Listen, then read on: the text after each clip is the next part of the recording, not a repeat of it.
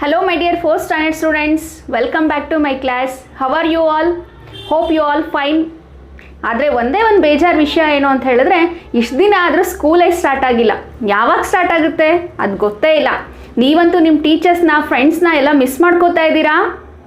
ನಾನು ಕೂಡ ನಿಮ್ಮನ್ನೆಲ್ಲ ತುಂಬ ಮಿಸ್ ಮಾಡ್ಕೋತಾ ಇದ್ದೀನಿ. ನಿಮ್ಮ ಟೀಚರ್ಸು ಫ್ರೆಂಡ್ಸು ನೆನಪಾದರೆ ಏನು ಮಾಡ್ತೀರಾ?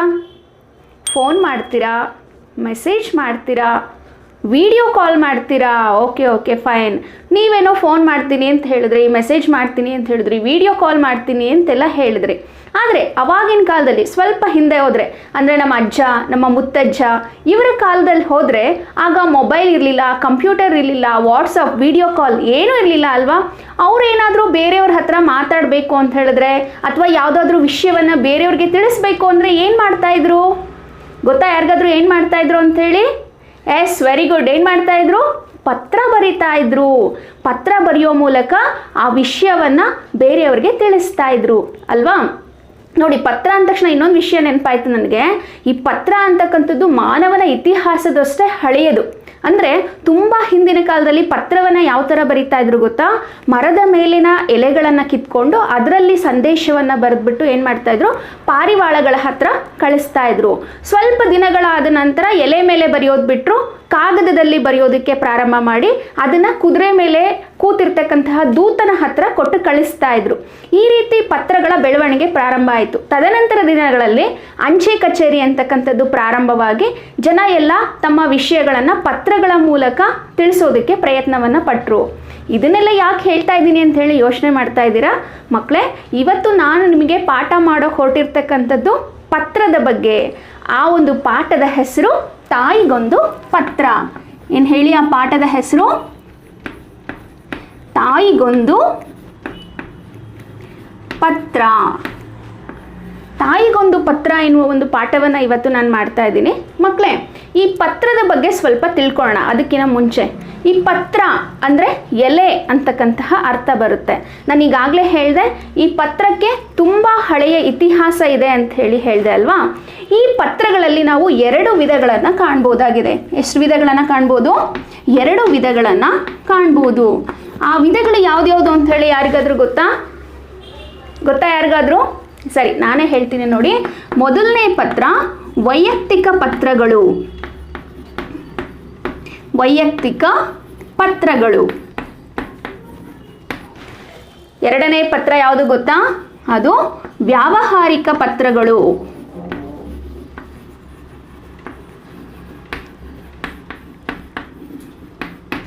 ನೋಡಿ ಮಕ್ಕಳೇ, ಈ ಪತ್ರಗಳನ್ನು 2 ವಿಭಾಗಗಳನ್ನಾಗಿ ಮಾಡಿದ್ದಾರೆ. ಒಂದು ವೈಯಕ್ತಿಕ ಪತ್ರಗಳು, ಇನ್ನೊಂದು ವ್ಯಾವಹಾರಿಕ ಪತ್ರಗಳು ಅಂತೇಳಿ. ವೈಯಕ್ತಿಕ ಪತ್ರ ಅಂದರೆ ಏನಪ್ಪ ಅಂತ ಹೇಳಿದ್ರೆ, ನಮ್ಮ ತಂದೆ ತಾಯಿಗಳಿಗೆ, ನಮ್ಮ ಸ್ನೇಹಿತರಿಗೆ, ಅಣ್ಣ ತಂಗಿ ಇವರಿಗೆಲ್ಲ ಬರೀತಕ್ಕಂತಹ ಪತ್ರಗಳನ್ನು ನಾವು ವೈಯಕ್ತಿಕ ಪತ್ರಗಳು ಅಂತ ಹೇಳಿ ಕರೀತಾಯಿವಿ. ಹಾಗೆಯೇ ವ್ಯಾವಹಾರಿಕ ಪತ್ರಗಳು ಅಂತ ಹೇಳಿದ್ರೆ, ನೀವು ನಿಮ್ಮ ಟೀಚರ್ಗೆ ರಜೆ ಕೊಡಿ ಅಂತ ಬರೀತಕ್ಕಂತಹ ಲೀವ್ ಲೆಟರ್ಸ್ ಆಗಿರ್ಬೋದು, ಅಥವಾ ಮುನ್ಸಿಪಾಲ್ಟಿಯವ್ರಿಗೆ ಬರೀತಕ್ಕಂತಹ ಲೆಟರ್ ಆಗಿರ್ಬೋದು, ಇನ್ನು ಇತ್ಯಾದಿ ಪತ್ರಗಳನ್ನು ನಾವು ವ್ಯಾವಹಾರಿಕ ಪತ್ರಗಳು ಅಂತ ಹೇಳಿ ಕರಿತೀವಿ. ಇದ್ರ ಬಗ್ಗೆ ನೀವು ಮುಂದಿನ ತರಗತಿಯಲ್ಲಿ ಇನ್ನೂ ಹೆಚ್ಚಾಗಿ ತಿಳ್ಕೊತೀರಾ. ಇವತ್ತಿನ ದಿನ ಈ ತಾಯಿಗೊಂದು ಪತ್ರ ಅನ್ನುವ ಒಂದು ಪಾಠದಲ್ಲಿ ಏನಿದೆ ಅಂತ ಹೇಳಿ ನೋಡೋದಾದರೆ, ಇಲ್ಲಿ ಒಬ್ಬ ಮಗ, ಆತನ ಹೆಸರು ಉಲ್ಲಾಸ್ ಅಂತ ಹೇಳಿ. ಏನು ಆತನ ಹೆಸರು? ಉಲ್ಲಾಸ್. ಈ ಉಲ್ಲಾಸ್ ಏನು ಮಾಡ್ತಾನೆ, ತನ್ನ ತಾಯಿಗೆ ಒಂದು ಪತ್ರವನ್ನು ಬರೀತಾ ಇದ್ದಾನೆ. ಆ ಪತ್ರದಲ್ಲಿ ಏನೆಲ್ಲ ಅಂಶಗಳಿತ್ತು, ಆ ಪತ್ರವನ್ನು ಆತ ಯಾವ ಥರ ಬರ್ದ ಅನ್ನೋದನ್ನು ಇಂದಿನ ತರಗತಿಯಲ್ಲಿ ನೋಡೋಣ. ಪಾಠ ಪ್ರಾರಂಭ ಮಾಡೋಣ. ಹಾಗಿದ್ರೆ ಪಾಠ 8, ತಾಯಿಗೊಂದು ಪತ್ರ. ಮಕ್ಕಳೇ, ಯಾವುದೇ ಪತ್ರ ಆಗಲಿ ಕೆಲವೊಂದು ಅಂಶಗಳನ್ನು ಒಳಗೊಂಡಿರಬೇಕು. ಆ ಎಲ್ಲ ಅಂಶಗಳು ಯಾವುದು ಅಂತ ಹೇಳಿ ನಾವು ನೋಡೋದಾದರೆ, ಪತ್ರದ ಆರಂಭ. ನಾವು ಯಾವುದೇ ಒಂದು ಪತ್ರವನ್ನು ಬರೆದ್ರೆ ಆ ಪತ್ರ ಯಾವ ಥರ ಇರಬೇಕು, ಅದನ್ನು ಯಾವ ಥರ ಸ್ಟಾರ್ಟ್ ಮಾಡಬೇಕು. ಹಾಗೆಯೇ ಸಂಬೋಧನೆ ಅಂದರೆ ನಾವು ಯಾರಿಗೆ ಆ ಪತ್ರವನ್ನು ಬರಿತಾ ಇದ್ದೀವಿ, ಆ ಬರೆಯುವಾಗ ನಾವು ಯಾವ ಒಂದು ವಾಕ್ಯವನ್ನು ಅಥವಾ ಯಾವ ಪದವನ್ನು ಬಳಸಬೇಕು ಅನ್ನೋದನ್ನು ಇಲ್ಲಿ ತಿಳ್ಕೊಬೋದು. ಹಾಗೆ ವಿಷಯ ವಿವರಣೆ, ವಿಷಯವನ್ನು ನಾವು ಯಾವ ರೀತಿ ವಿವರಣೆಯನ್ನು ಮಾಡ್ತಾ ಹೋಗಬೇಕು. ಹಾಗೆ ಪತ್ರದ ಅಂತ್ಯ, ಪತ್ರದ ಕೊನೆ ಹೇಗಿರಬೇಕು, ಕೊನೆಯದಾಗಿ ಹೊರ ವಿಳಾಸ, ಅಂದರೆ ನಾವು ಪತ್ರವನ್ನು ಯಾರಿಗೆ ಕಳುಹಿಸ್ತೀವೋ ಅವರ ವಿಳಾಸ ಇರಬೇಕು. ಈ ಎಲ್ಲ ಅಂಶಗಳು ಒಂದು ಪತ್ರದಲ್ಲಿ ಇದ್ದಾಗ ಮಾತ್ರ ಆ ಪತ್ರ ಒಂದು ಒಳ್ಳೆಯ ಪತ್ರ ಅಂತ ಹೇಳಿ ಕರೆಸ್ಕೊಳ್ಳುತ್ತೆ.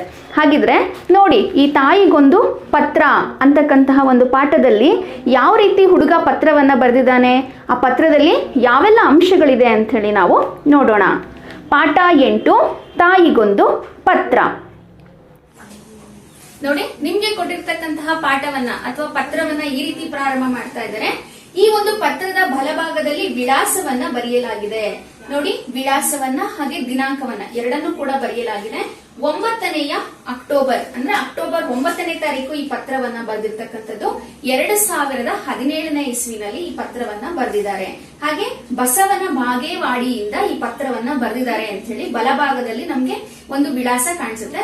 ಈ ವಿಳಾಸನ ನೀವು ಇನ್ನ ಹೆಚ್ಚಾಗಿ ಕೂಡ ಬರೀಬಹುದು. ಹಾಗೆ ಮಧ್ಯ ಶ್ರೀ ಅಂತ ಹೇಳಿ ಬರೆದಿದ್ದಾರೆ, ಈ ಕಡೆ ಕ್ಷೇಮ ಅಂತ ಹೇಳಿ ಬರೆದಿದ್ದಾರೆ. ಈ ತರ ನೀವು ಸ್ಟಾರ್ಟಿಂಗ್ ಬರ್ಬಿಟ್ಟು ಪತ್ರವನ್ನ ಪ್ರಾರಂಭ ಮಾಡ್ಬೇಕಾಗುತ್ತೆ. ನೋಡೋಣ, ಇಲ್ಲಿ ಉಲ್ಲಾಸ್ ಅಂತ ಹೇಳಿದೆ ಅಲ್ವಾ, ಆತ ತನ್ನ ತಾಯಿಗೆ ಪತ್ರವನ್ನ ಬರೆದಿದ್ದಾನೆ. ಆತ ಏನ್ ಬರೆದಿದ್ದಾನೆ ಪತ್ರದಲ್ಲಿ ಅಂತ ಹೇಳಿ ತಿಳ್ಕೊಳ್ಳೋಣ. ಪ್ರೀತಿಯ ಅಮ್ಮನಿಗೆ ನಿಮ್ಮ ಮಗನಾದ ಉಲ್ಲಾಸ್ ಬೇಡುವ ಆಶೀರ್ವಾದಗಳು. ನಾನು, ಅಜ್ಜ, ಅಜ್ಜಿ, ಮಾವಂದಿರು, ತೇಜಸ್ವಿನಿ ಹಾಗೂ ಧನುಷ್ ಎಲ್ಲರೂ ಕ್ಷೇಮವಾಗಿದ್ದೇವೆ. ನಿಮ್ಮೆಲ್ಲರ ಕ್ಷೇಮ ಸಮಾಚಾರಕ್ಕಾಗಿ ಈ ಕಾಗದ ತಲುಪಿದ ಕೂಡಲೇ ಕಾಗದ ಬರೆಯುತ್ತೀರೆಂದು ನಂಬಿರುತ್ತೇನೆ. ನೋಡಿ, ಇಲ್ಲಿ ಉಲ್ಲಾಸ್ ಪತ್ರವನ್ನ ಬರೀತಾ ಇದ್ದಾನೆ, ತನ್ನ ತಾಯಿಗೆ ಪತ್ರವನ್ನ ಬರೀತಾ ಇದ್ದಾನೆ. ಇಲ್ಲಿ ಆತ ಏನ್ ಬರೆದಿದ್ದಾನೆ, ಪ್ರೀತಿಯ ಅಮ್ಮನಿಗೆ ನಿಮ್ಮ ಮಗನಾದ ಉಲ್ಲಾಸ್ ಬೇಡುವ ಆಶೀರ್ವಾದಗಳು. ಪ್ರೀತಿಯ ಅಮ್ಮನಿಗೆ ನಿಮ್ಮ ಮಗ ಆಗಿರ್ತಕ್ಕಂತಹ ಉಲ್ಲಾಸ್ ಬೇಡುವ ಅಂದ್ರೆ ಕೇಳಿಕೊಳ್ತಕ್ಕಂತ ಆಶೀರ್ವಾದ. ನಾನು ನಿಮ್ಮಲ್ಲಿ ಆಶೀರ್ವಾದವನ್ನ ಬೇಡ್ತಾ ಇದ್ದೀನಿ ಅಥವಾ ಕೇಳ್ತಾ ಇದ್ದೀನಿ. ನಾನು, ಅಜ್ಜ, ಅಜ್ಜಿ, ಮಾವಂದಿರು, ತೇಜಸ್ವಿನಿ ಹಾಗೂ ಧನುಷ್ ಎಲ್ಲರೂ ಕ್ಷೇಮವಾಗಿದ್ದೇವೆ.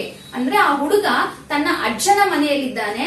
ಆ ಅಜ್ಜನ ಮನೆಯಲ್ಲಿ ಯಾರ್ಯಾರಿದ್ದಾರೆ, ಅಜ್ಜ, ಅಜ್ಜಿ, ಆತನ ಮಾವಂದ್ರು, ತೇಜಸ್ವಿನಿ ಹಾಗೆ ಧನುಷ್ ಎಲ್ಲರೂ ಕೂಡ ನಾವು ಇಲ್ಲಿ ಆರಾಮಾಗಿದ್ದೀವಿ. ನಿಮ್ಮೆಲ್ಲರ ಕ್ಷೇಮ ಸಮಾಚಾರಕ್ಕಾಗಿ ಈ ಕಾಗದ ತಲುಪಿದ ಕೂಡಲೇ ಕಾಗದ ಬರೆಯುತ್ತೇನೆಂದು ನಂಬಿರುತ್ತೇನೆ. ಅಂದ್ರೆ ನೀವೆಲ್ಲ ಹೇಗಿದ್ದೀರಾ ಅಂತ ಹೇಳಿ ತಿಳ್ಕೊಳ್ಳೋದಕ್ಕೋಸ್ಕರ ನಾನು ಬರೆದಿರ್ತಕ್ಕಂತ ಪತ್ರ ನಿಮಗೆ ತಲುಪಿದ ತಕ್ಷಣ ನೀವು ಕೂಡ ನನಗೆ ಒಂದು ಕಾಗದವನ್ನ ಬರೀತೀರಾ ಅಂತ ಹೇಳಿ ನಂಬ್ತೀನಿ ಅಂತ ಹೇಳಿ ಇಲ್ಲಿ ಆ ಹುಡುಗ ಹೇಳ್ತಾ ಇದ್ದಾನೆ. ಇಲ್ಲಿ ಪ್ರೀತಿಯ ಅಮ್ಮನಿಗೆ ಅಂತ ಹೇಳಿ ಬರ್ದಿದ್ದಾನಲ್ಲ, ಅದು ಇಲ್ಲಿ ಸಂಬೋಧನೆ ಅಂತ ಹೇಳಿ ಅನ್ಸ್ಕೊಳ್ಳುತ್ತೆ. ಮತ್ತೆ ಮುಂದುವರೆದು ಅವನ್ ಏನ್ ಬರ್ದಿದ್ದಾನೆ ನೋಡಿ, ಅಮ್ಮ, ಈ ದಸರೆ ರಜೆಯಲ್ಲಿ ಅಜ್ಜ ನಮ್ಮನ್ನು ಮೈಸೂರು ದಸರೆಗೆ ಕರೆದುಕೊಂಡು ಹೋಗಿದ್ದರು. ಅಂದ್ರೆ ಈ ದಸರೆ ರಜೆನಲ್ಲಿ ಅಜ್ಜ ನಮ್ಮನ್ನೆಲ್ಲ ಎಲ್ಲಿ ಕರ್ಕೊಂಡು ಹೋಗಿದ್ರು, ಮೈಸೂರಿಗೆ ಕರ್ಕೊಂಡು ಹೋಗಿದ್ರು. ಮೈಸೂರಿನಲ್ಲಿ ದಸರಾ ತುಂಬಾನೇ ಫೇಮಸ್, 9 ದಿನಗಳ ಕಾಲ ನಡೀತಕ್ಕಂತ ಹಬ್ಬ ಅಲ್ವಾ. ಆ ಒಂದು ದಸರಾವನ್ನ ನೋಡೋದಕ್ಕೆ ಅಜ್ಜ ತಮ್ಮ ಮೊಮ್ಮಕ್ಕಳನ್ನೆಲ್ಲ ಕರ್ಕೊಂಡು ಹೋಗಿರ್ತಾರೆ. ದಸರೆ ಮೆರವಣಿಗೆಯಲ್ಲಿ ಸ್ತಬ್ಧ ಚಿತ್ರಗಳು, ಕಲಾ ತಂಡಗಳ ಪ್ರದರ್ಶನಗಳು ಆಕರ್ಷಕವಾಗಿದ್ದವು. ಆ ಒಂದು ದಸರಾನಲ್ಲಿ ನಾವ್ ಏನ್ ನೋಡಿದ್ವಿ, ಸ್ತಬ್ಧ ಚಿತ್ರಗಳನ್ನ ನೋಡಿದ್ವಿ. ಸ್ತಬ್ಧ ಚಿತ್ರಗಳು ಅಂದ್ರೆ ಕೆಲವು ಮಾಡೆಲ್ ಗಳನ್ನ ಮಾಡಿರ್ತಾರೆ, ಕೆಲವು ಜಿಲ್ಲೆಯವರು, ಎಲ್ಲಾ ಜಿಲ್ಲೆಯವರು ಮಾಡಿರ್ತಾರೆ. ಆ ಮಾಡೆಲ್ ಗಳನ್ನ ನಾವು ನೋಡಿದ್ವಿ. ಹಾಗೇನೆ ಕಲಾ ತಂಡಗಳ ಪ್ರದರ್ಶನಗಳು. ಕಲಾ ತಂಡಗಳು ಅಂತ ಹೇಳಿದ್ರೆ ಈ ಜನಪದ ತಂಡಗಳು ಪ್ರದರ್ಶನವನ್ನ ನೀಡುತ್ತೆ. ಆ ಪ್ರದರ್ಶನಗಳನ್ನ ನಾವು ನೋಡಿದ್ವಿ, ಅವೆಲ್ಲ ತುಂಬಾ ಆಕರ್ಷಕವಾಗಿದ್ವು. ಆನೆ ಮೇಲೆ ಅಂಬಾರಿಯಲ್ಲಿದ್ದ ಚಾಮುಂಡೇಶ್ವರಿ ದೇವಿ ನೋಡಿ ತುಂಬಾ ಸಂತೋಷವಾಯಿತು. ಆ ಆನೆ ಮೇಲೆ ಏನಿತ್ತು, ಅಂಬಾರಿ ಇತ್ತು. ಆ ಅಂಬಾರಿಯನ್ನ ಬಂಗಾರದಿಂದ ಮಾಡಿರ್ತಾರೆ, ಅದರಲ್ಲಿ ಚಾಮುಂಡಿ ದೇವಿಯನ್ನ ಕೂರಿಸಿರ್ತಾರೆ. ಆ ಚಾಮುಂಡಿ ದೇವಿಯನ್ನ ನೋಡಿ ನನ್ಗಂತೂ ತುಂಬಾನೇ ಸಂತೋಷ ಆಯ್ತು ಅಂತ ಹೇಳಿ ಇಲ್ಲಿ ಅಮ್ಮನಿಗೆ ಪತ್ರದ ಮುಖೇನ ಹೇಳ್ತಾ ಇದ್ದಾನೆ. ಸಂಜೆ ನೋಡಿದ ಪಂಚಿನ ಕವಾಯತ್ತು ಈಗಲೂ ಕಣ್ಣಿಗೆ ಕಟ್ಟಿದಂತಿದೆ. ಸಂಜೆ ಅಂತ ಹೇಳಿದ್ರೆ ಕತ್ತಲಾಗಿರ್ತಕ್ಕಂತಹ ಸಂದರ್ಭದಲ್ಲಿ ಪಂಚಿನ ಕವಾಯತ್ತು ಅಂತ ಹೇಳಿ ಮಾಡ್ತಾರೆ. ಪಂಚಿನ ಕವಾಯತ್ತು ಅಂದ್ರೆ ಒಂದು ದೊಡ್ಡದಾದಂತಹ ಒಂದು ಕೋಲಿಗೆ ಬಟ್ಟೆಯನ್ನ ಸುತ್ತಿ ಅದಕ್ಕೆ ಎಣ್ಣೆ ಹಾಕಿ ಅದನ್ನ ಬೆಂಕಿ ಹತ್ಕೊಂಡು ವಿವಿಧ ಕಸರತ್ತುಗಳನ್ನ ಮಾಡ್ತಾರೆ. ಈ ರೀತಿ ತಿರುಗಿಸೋದು, ಆಟ ಆಡ್ಸೋದು, ಈ ತರ ಮಾಡ್ತಾರೆ. ಅದು ಕತ್ಲಲ್ಲಿ ನೋಡೋದು ತುಂಬಾ ಚೆನ್ನಾಗಿ ಕಾಣಿಸುತ್ತೆ ಅಲ್ವಾ. ಹಾಗಾಗಿ ಆ ಹುಡುಗ ಹೇಳ್ತಾ ಇದ್ದಾನೆ, ನಾವು ಸಂಜೆ ನೋಡಿದಂತಹ ಕವಾಯತ್ತು ತುಂಬಾನೇ ಚೆನ್ನಾಗಿತ್ತು, ಇವಾಗೂ ಕೂಡ ಅದು ನನ್ನ ಕಣ್ಣಿಗೆ ಕಟ್ಟದಂತಿದೆ. ಅಂದ್ರೆ ನನ್ ಕಣ್ ಮುಂದೆ ಇವಾಗ ನಡೀತಾ ಇದೆಯೇನೋ ಅನ್ನೋ ತರ ಇದೆ ಅಂತ ಹೇಳಿ ಇಲ್ಲಿ ಆ ಹುಡುಗ ಹೇಳ್ತಾ ಇದ್ದಾನೆ. ದಸರೆ ಮುಗಿದ ಮರುದಿನ ಚಾಮುಂಡಿ ಬೆಟ್ಟಕ್ಕೆ ಹೋಗಿ ದೇವಿಗೆ ಪೂಜೆ ಮಾಡಿಸಿದೆವು. ದಸರಾ ಹಬ್ಬ ಮುಗಿದ ನಂತರ ನಾವು ಏನ್ ಮಾಡಿದ್ವಿ, ಚಾಮುಂಡಿ ಬೆಟ್ಟಕ್ಕೆ ಹೋದ್ವಿ. ಅಲ್ಲಿರ್ತಕ್ಕಂತಹ ಚಾಮುಂಡೇಶ್ವರಿ ದೇವಿಗೆ ಪೂಜೆ ಮಾಡಿಸಿದ್ವಿ. ಅಜ್ಜಿ ನನಗೆ ಮತ್ತು ಧನುಷ್ಗೆ ಆಟದ ಸಾಮಾನು ಕೊಡಿಸಿದರು. ಮಕ್ಕಳು ಅಂದ್ರೆ ಆಟದ ಸಾಮಾನು ಎಲ್ಲರಿಗೂ ಇಷ್ಟ ಅಲ್ವಾ? ಯಾವ್ದಾದ್ರು ಜಾತ್ರೆಗೆ ಎಲ್ಲಾದ್ರೂ ಹೋದ್ರೆ ನಮ್ ಕಣ್ಣೆಲ್ಲ ಯಾವ ಕಡೆ ಇರುತ್ತೆ? ಎಲ್ಲಿರುತ್ತೆ?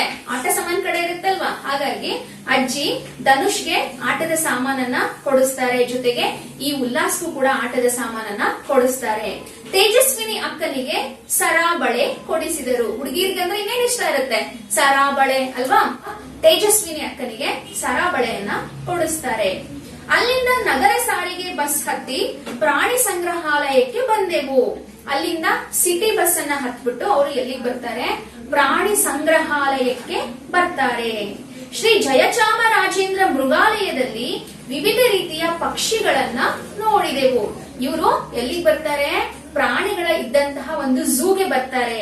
ಆ ಝೂ ನಲ್ಲಿ ಬಂದು ಅಲ್ಲಿ ವಿವಿಧ ರೀತಿಯ ಪಕ್ಷಿಗಳನ್ನ ಪ್ರಾಣಿಗಳನ್ನ ನೋಡ್ತಾರೆ. ಅಲ್ಲಿ ಏನ್ ನೋಡ್ತಾರೆ ಗೊತ್ತಾ? ಅವರು ಬಣ್ಣ ಬಣ್ಣದ ಹಕ್ಕಿಗಳು, ಅವುಗಳ ಚೀವ್ ಚೀವ್ ಧ್ವನಿ ಕೇಳಲು ಸುಮಧುರವಾಗಿತ್ತು. ಕಲರ್ ಕಲರ್ ಆಗಿರ್ತಕ್ಕಂತಹ ಪಕ್ಷಿಗಳು, ಅವುಗಳ ಧ್ವನಿ ಎಲ್ಲ ಕೇಳೋದಕ್ಕೆ ತುಂಬಾನೇ ಸುಮಧುರವಾಗಿತ್ತು, ಮಧುರವಾಗಿತ್ತು ಅಂತ ಹೇಳಿ ಹೇಳ್ತಾ ಇದ್ದಾನೆ. ಅಲ್ಲಿಂದ ಮುಂದೆ ಕೆಂಪು ಮತ್ತು ಕಪ್ಪು ಬಣ್ಣದ ಮುಖದ ಕೋತಿಗಳನ್ನ ಕಂಡೆವು. ಅಲ್ಲಿಂದ ಸ್ವಲ್ಪ ಮುಂದೆ ಹೋದಾಗ ಅವ್ರು ಏನ್ ನೋಡ್ತಾರೆ? ಕೆಂಪು ಮುಖದ ಕೋತಿಗಳನ್ನ, ಹಾಗೆ ಕಪ್ಪು ಮುಖದ ಕೋತಿಗಳನ್ನ ನೋಡ್ತಾನೆ. ಧನುಷ್ ಅವುಗಳಿಗೆ ತಿಂಡಿ ಪದಾರ್ಥ ಕೊಡುವುದನ್ನ ನೋಡಿದ ಕಾವಲುಗಾರ ಹಾಗೆ ಮಾಡಬಾರದು ಎಂದನು. ಧನುಷ್ ಏನ್ ಮಾಡ್ತಾನೆ? ಆ ಕೋತಿಗಳಿಗೆ ತಿಂಡಿ ಸಾಮಾನನ್ನ ಕೊಡ್ತಾನೆ. ಆಗ ಅಲ್ಲಿದ್ದಂತ ವಾಚ್ಮನ್ ಏನ್ ಹೇಳ್ತಾನೆ? ಇಲ್ಲ ಇಲ್ಲ, ನೀವು ತಿಂಡಿ ಸಾಮಾನನ್ನ ಕೊಡಬಾರ್ದು ಅಂತ ಹೇಳಿ ಹೇಳ್ತಾನೆ. ಅಲ್ಲಲ್ಲಿ ಬರೆದು ಹಾಕಿರುವ ಮುಟ್ಟಬೇಡಿ, ಪ್ರಾಣಿಗಳಿಗೆ ತಿಂಡಿ ಪದಾರ್ಥ ಕೊಡಬೇಡಿ ಎಂಬ ಸೂಚನಾ ಫಲಕಗಳನ್ನ ನೋಡಿ ಎಂದು ತೋರಿಸಿದನು. ಆ ಕಾವಲುಗಾರ ಬಂದು ಈ ಮಕ್ಕಳಿಗೆ ಏನ್ ಹೇಳ್ತಾನೆ? ನೋಡಿ, ಅಲ್ಲಲ್ಲಿ ನಾವು ಕೆಲವು ಸೂಚನಾ ಫಲಕಗಳನ್ನ ಬರೆದು ಹಾಕಿದೀವಿ ಅಲ್ವಾ? ಸೂಚನೆ ಅಂದ್ರೆ ಯಾವುದೇ ಒಂದು ಇನ್ಸ್ಟ್ರಕ್ಷನ್ ಅನ್ನ ಕೊಡ್ತಕ್ಕಂತಹ ಒಂದು ಹಲಗೆ. ನೋಡಿ, ಅಲ್ಲಲ್ಲಿ ನಾವು ಸೂಚನಾ ಫಲಕವನ್ನ ಬರೆದು ಹಾಕಿದೀವಿ ಅಲ್ವಾ? ನೀವು ಪ್ರಾಣಿಗಳಿಗೆ ಯಾವುದೇ ರೀತಿಯಾದಂತಹ ತಿಂಡಿಯನ್ನ ಕೊಡಬೇಡಿ ಅಂತ ಹೇಳಿ ಆ ಕಾವಲುಗಾರ ಆ ಸೂಚನಾ ಫಲಕಗಳನ್ನ ತೋರಿಸ್ತಾನೆ. ಅದೇ ಸಮಯದಲ್ಲಿ ಸಿಂಹ ಗರ್ಜಿಸಿ ನಮ್ಮನ್ನು ಆ ಕಡೆಗೆ ಸೆಳೆಯಿತು. ಆ ಸಂದರ್ಭದಲ್ಲಿ ದೂರದಲ್ಲಿದ್ದಂತಹ ಸಿಂಹ ಜೋರ ಗರ್ಜನೆ ಮಾಡುತ್ತೆ. ಆಗ ಈ ಮಕ್ಕಳಿಗೆಲ್ಲ ಎಲ್ಲಿ ಹೋಗ್ಬೇಕು ಅಂತ ಆಸೆ ಆಗುತ್ತೆ? ಆ ಸಿಂಹದ ಹತ್ರ ಹೋಗ್ಬೇಕಂತ ಹೇಳಿ ಆಸೆ ಆಗುತ್ತೆ. ಮಾವನವರು ಗಲಾಟೆ ಮಾಡದೆ ಮೌನವಾಗಿ ಬನ್ನಿ ಎಂದರು. ಈಗೆಲ್ಲೋ ಹೋಗ್ತಾ ಇರ್ತೀವಿ ರಸ್ತೆನಲ್ಲಿ, ಎಲ್ಲ ಒಂದ್ 4-5 ಜನ ಮಕ್ಳು ಸೇರ್ಕೊಂಡ್ಬಿಟ್ರೆ ಏನ್ ಮಾಡ್ತೀವಿ? ನಮ್ದೇ ಆದಂತಹ ಮಾತು, ಗಲಾಟೆ ಎಲ್ಲಾ ಮಾಡ್ಕೊಂಡು ಹೋಗ್ತಿರ್ತೀವಿ ಅಲ್ವಾ? ಅವಾಗ ಅವ್ರ ಮಾವನವ್ರು ಏನ್ ಹೇಳ್ತಾರೆ? ಗಲಾಟೆ ಮಾಡ್ಬೇಡಿ, ಸೈಲೆಂಟ್ ಆಗಿ ಬನ್ನಿ ಅಂತ ಹೇಳಿ ಆ ಮಕ್ಕಳಿಗೆಲ್ಲ ಹೇಳಿದ್ರು. ನಾವು ಶೇಂಗಾ ತಿನ್ನುತ್ತಾ ಒಂದು ಕಡೆಯಿಂದ ಆನೆ, ಜಿಂಕೆ ಹಿಂಡು, ಹುಲಿ, ಚಿರತೆ, ಸಿಂಹ, ಘೇಂಡಾಮೃಗ ನೋಡಿ ಖುಷಿ ಪಟ್ಟೆವು. ಮಕ್ಕಳು ಶೇಂಗಾ ತಿನ್ಕೊಂತ, ಶೇಂಗಾ ಅಂದ್ರೆ ಗೊತ್ತಲ್ವಾ? ಕಡಲೆ ಬೀಜ ತಿನ್ಕೊಂತ ಒಂದ್ ಕಡೆಯಿಂದ ಎಲ್ಲಾ ಪ್ರಾಣಿಗಳನ್ನ ನೋಡ್ತಾರೆ. ಯಾವ್ಯಾವ ಪ್ರಾಣಿಗಳನ್ನ ನೋಡ್ತಾರೆ? ಆನೆಯನ್ನ ನೋಡ್ತಾರೆ, ಜಿಂಕೆಯ ಹಿಂಡನ್ನ ನೋಡ್ತಾರೆ, ಹುಲಿ, ಚಿರತೆ, ಸಿಂಹ, ಘೇಂಡಾಮೃಗ ಈ ಎಲ್ಲ ಪ್ರಾಣಿಗಳನ್ನ ನೋಡಿ ಮಕ್ಕಳು ಖುಷಿ ಪಡ್ತಾರೆ. ಪಕ್ಕದ ಮರದ ಕೊಂಬೆಯ ಮೇಲೆ ಕಾಡು ಮನುಷ್ಯ ನಮ್ಮ ಹಾಗೆ ನಡೆದಾಡುತ್ತಿತ್ತು. ನೋಡಿ, ಅಲ್ಲೊಂದು ಪ್ರಾಣಿ ಇತ್ತು, ಕಾಡು ಮನುಷ್ಯ. ಅದು ಮನುಷ್ಯರ ಹಾಗೇನೆ ನಡೆದಾಡ್ತಾ ಇತ್ತಂತೆ. ಅಲ್ಲಿಂದ ಮುಂದೆ ಅವ್ರು ಎಲ್ಲಿಗೆ ಹೋಗ್ತಾರೆ? ಹಾವುಗಳ ಸಾಮ್ರಾಜ್ಯಕ್ಕೆ ಹೋಗ್ತಾರೆ. ಅಲ್ಲಿ ಬರೀ ಹಾವುಗಳೇ ಇತ್ತಂತೆ. ಯಾವ್ಯಾವ ಹಾವುಗಳಿತ್ತು ಗೊತ್ತಾ? ಅಲ್ಲಿ ಕಾಳಿಂಗ ಸರ್ಪ, ಹೆಬ್ಬಾವು ಮುಂತಾದ ಬೇರೆ ಬೇರೆ ಜಾತಿಯ ಹಾವುಗಳನ್ನು ಕಂಡು ಮೈ ಜುಮ್ಮೆಂದಿತ್ತು. ಅಲ್ಲಿ ಎಷ್ಟೊಂದ್ ತರ ಹಾವುಗಳಿತ್ತು ಗೊತ್ತಾ? ಕಾಳಿಂಗ ಸರ್ಪ ಇತ್ತು, ಹೆಬ್ಬಾವಿತ್ತು, ಇನ್ನ ಹಲವಾರು ಜಾತಿಯ ಹಾವುಗಳಿತ್ತು. ಅದನ್ನೆಲ್ಲ ನೋಡಿ ನಮ್ ಮೈಯೆಲ್ಲ ಜುಮ್ ಅಂದ್ಬಿಡ್ತು. ಏನಾದ್ರು ಹಾವು ನೋಡಿದ್ರೆ ಹೆಂಗ ಅನ್ಸುತ್ತೆ ಹೇಳಿ? ಯಪ್ಪಾ ನಂಗ ಅನ್ಸುತ್ತಲ್ವಾ? ಆ ತರ ಅವ್ರಿಗೆಲ್ಲ ಮೈ ಜುಮ್ ಅಂತ ಹೇಳಿ ಅನಿಸ್ಬಿಡ್ತು. ಈ ಹಾವುಗಳನ್ನು ಎಲ್ಲಿಂದ ತಂದದ್ದು ಎಂದಾಗ ಅಲ್ಲಿದ್ದ ಕಾವಲುಗಾರ ಬಂಡೀಪುರದ ಕಾಡಿನಿಂದ ಎಂದನು. ಅಲ್ಲಿ ಮಕ್ಕಳಿಗೆ ಒಂದ್ ಪ್ರಶ್ನೆ ಮೂಡ್ತು, ಈ ಹಾವುಗಳನ್ನೆಲ್ಲ ಎಲ್ಲಿಂದ ತಂದ್ರು ಅಂತ ಹೇಳಿ ಪ್ರಶ್ನೆಯನ್ನ ಕೇಳ್ತಾರೆ. ಆಗ ಕಾವಲುಗಾರ ಏನ್ ಹೇಳ್ತಾನೆ? ಬಂಡೀಪುರದಲ್ಲಿ ಇರ್ತಕ್ಕಂತಹ ಕಾಡಿನಿಂದ ನಾವು ಈ ಹಾವುಗಳನ್ನ ತಂದಿದೀವಿ ಅಂತ ಹೇಳಿ ಹೇಳ್ತಾನೆ. ಅಲ್ಲಿಂದ ಸ್ವಲ್ಪ ಮುಂದೆ ಹೋಗ್ತಾರೆ. ಮುಂದೆ ಹೋದಾಗ ಅವ್ರು ಏನನ್ನ ನೋಡ್ತಾರೆ ಗೊತ್ತಾ? ಒಂದು ಜಿರಾಫೆಯನ್ನ ನೋಡ್ತಾರೆ. ಅದು ತನ್ನ ಮರಿಗೆ ಹಾಲು ಉಣಿಸುತ್ತಿತ್ತು. ಆ ಜಿರಾಫೆ ತನ್ನ ಮರಿಗೆ ಹಾಲು ಕುಡಿಸ್ತಾ ಇರುತ್ತಂತೆ. ಜಿರಾಫೆಯ ಕತ್ತು ನೋಡಿ ಆಶ್ಚರ್ಯವಾಯಿತು. ಜಿರಾಫೆ ಕತ್ ನೋಡಿದೀರಾ ಅಲ್ವಾ? ಎಷ್ಟು ಉದ್ದ ಇರುತ್ತೆ. ಆ ಕತ್ತನ್ನ ನೋಡಿ ಈ ಮಕ್ಕಳಿಗೆ ಆಶ್ಚರ್ಯ ಆಯ್ತಂತೆ. ನೋಡು, ಜಿರಾಫೆ ಕತ್ತು ಎಷ್ಟು ಉದ್ದ ಇದೆ ಅಂತ ಹೇಳಿ ಒಬ್ರಿಗೊಬ್ರು ಮಾತಾಡ್ಕೋತಾರೆ. ಅಲ್ಲಿಯೇ ಇದ್ದ ವಸ್ತು ಸಂಗ್ರಹಾಲಯಕ್ಕೆ ಭೇಟಿ ನೀಡಿದೆವು. ನಂತರ ಎಲ್ಲಿಗೆ ಹೋಗ್ತಾರೆ ಅವರು? ಅಲ್ಲೇ ಇದ್ದಂತಹ ಒಂದು ವಸ್ತು ಸಂಗ್ರಹಾಲಯಕ್ಕೆ ಹೋಗ್ತಾರೆ.